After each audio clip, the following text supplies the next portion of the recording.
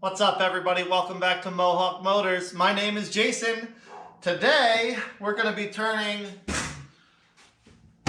this 5-gallon bucket and this used fuel sending unit into a portable fuel tank. I had a little accident a couple weeks ago. I was not being vigilant and I was not being conscientious of my surroundings. And it resulted in a small fire.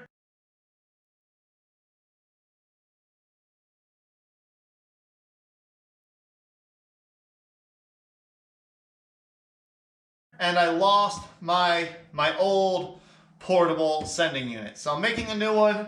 This one's going to be version 2.0, improved and better than the old one.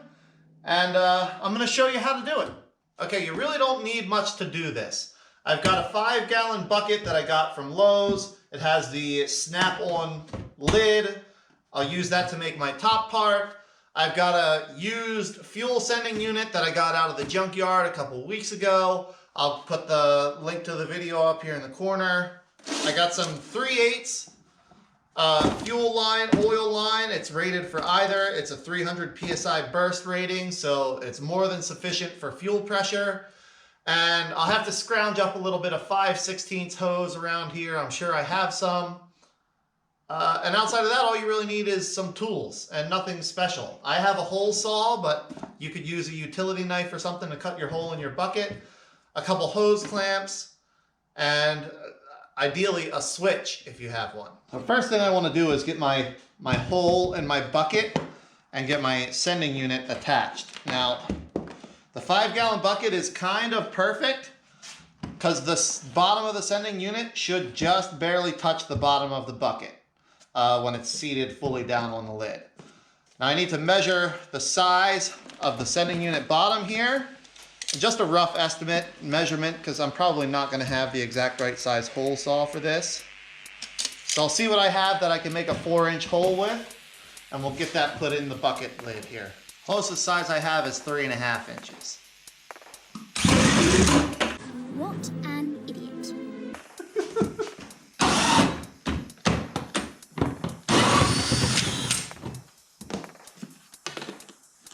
Negative, sir.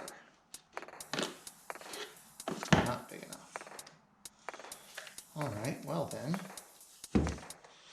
It means we need to make our hole a little bit bigger. I'm gonna have to do it the old-fashioned way, I think, with a utility knife.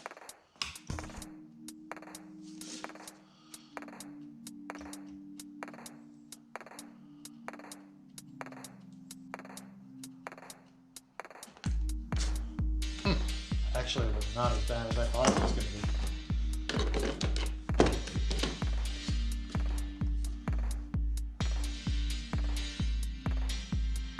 That's going to be a pretty good fit.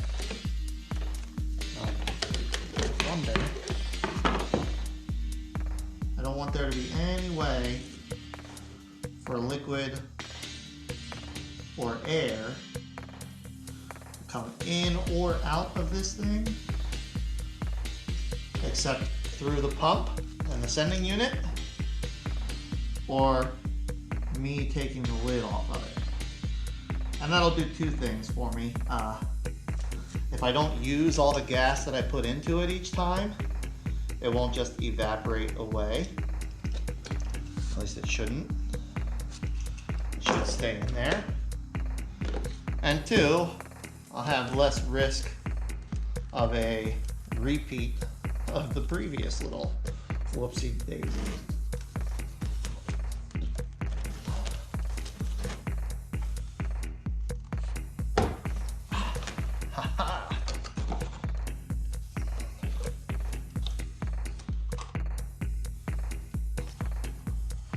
I'm pretty happy with that. Lid stays on. Yeah, I'll take that. That'll work. Okay, everybody. So I need to determine where these wires are located in the external connector up here. There's 4 pins in the connector. One is fuel pump ground, one is fuel pump power, and the other 2 are for the fuel level sensor. Now we don't need the fuel level sensor in this application. I'm gonna leave the rest of it here, but I'm just gonna take the arm off of it. There we go. But I do need to know which one of these is for power and which one of these is for ground. The way I'm gonna figure that out is I'm gonna disconnect the connector down here at the fuel pump.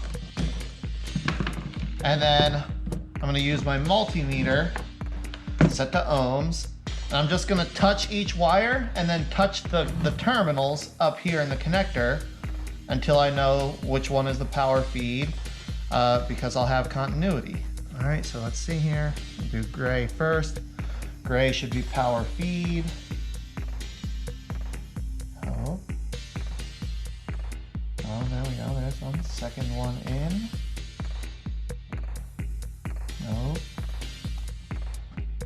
No, okay, so power feed is my second terminal in on this connector.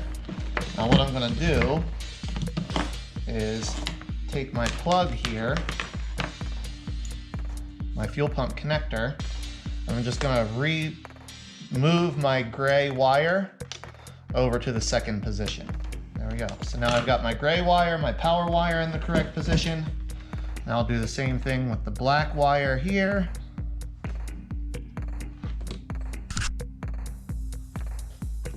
And I'll see which connector it goes, which terminal it meets up here. Now I know I shouldn't hit the second, it doesn't. Third. Okay, and then my fourth position is my ground. Put it back in where I want it. Now I should have power and ground in the appropriate places in my plug. So when I connect this, I should be able to hear the fuel pump turn on and off.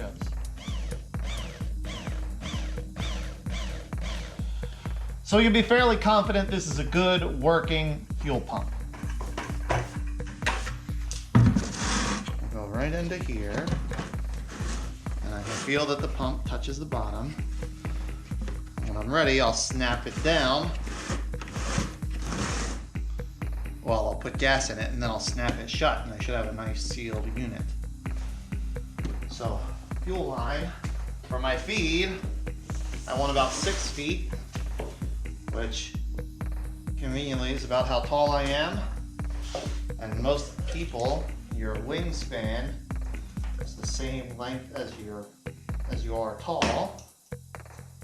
Little fun tidbit there if you didn't know that. So the sending is 3/8. Push that on there. And I'll hose clamp that.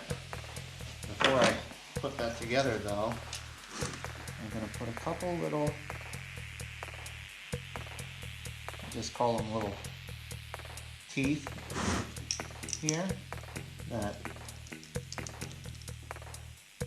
shouldn't weaken it or cause any issues, but they'll give that hose a little something to hang on to.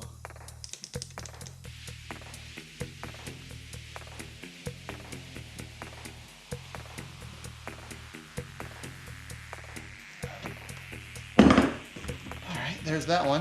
Well, let me scrounge around here and see if I have any 5/16 fuel line. All right, well, I found this clear chemical tubing, which I actually kind of like. It'll let me know for sure when I have fuel flow. Put a couple little grabbies on here. Now, the return really should have pretty much no pressure in it, unless I get some kind of restriction here in the sending unit.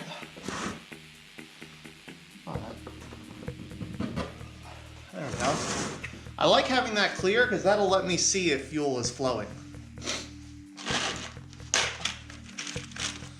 And I really shouldn't need a clamp, but I'll put one on there. It'll deter me from pirating parts off of this for something else. There we go. Now I can connect my wiring.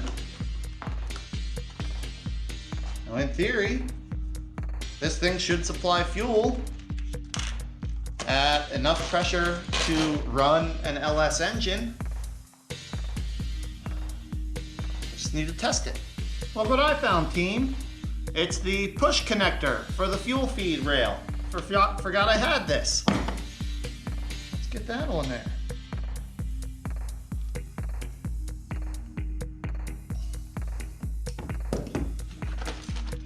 You know, I think I might have one for a return line also.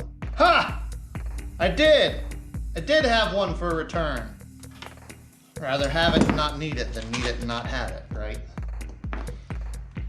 There we go. Now we have legit connectors on there. We're getting fancy now, team.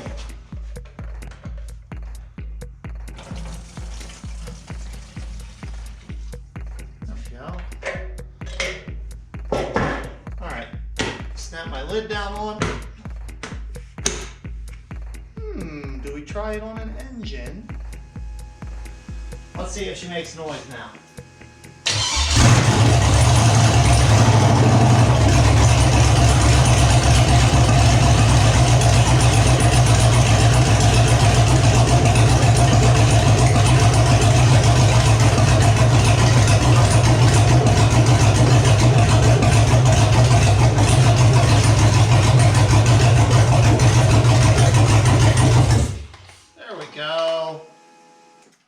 Alright, well, I'm going to call that a successful test of the new portable fuel cell. It's even got a handle for convenient carrying. Well, everybody, that's it for this video. A successful test in our portable fuel cell there. This is a really good way to essentially get pressurized fuel anywhere you could need it. Very portable. You can do this very cheap. I think the bucket was $5 or $6 at Lowe's, and the fuel sending unit was, I think it was $25 or $30 at the Junkyard. So that and some scraps of wiring and other stuff I had laying around got me up and running. This is a great way, you know, if you need to get a vehicle moved around that's had a fuel pump failure or something like that. If you have this little setup, you can get fuel to it and get it at least somewhere more convenient to work on. So I hope you found it educational. I hope you found it entertaining. Thank you so much to everybody that's watching, liking, commenting, and subscribing on the videos. I do try to get back to you as quickly as I can on your comments. And if I haven't, just hang tight because I definitely will. Until the next video, everybody, thanks again for watching and take care.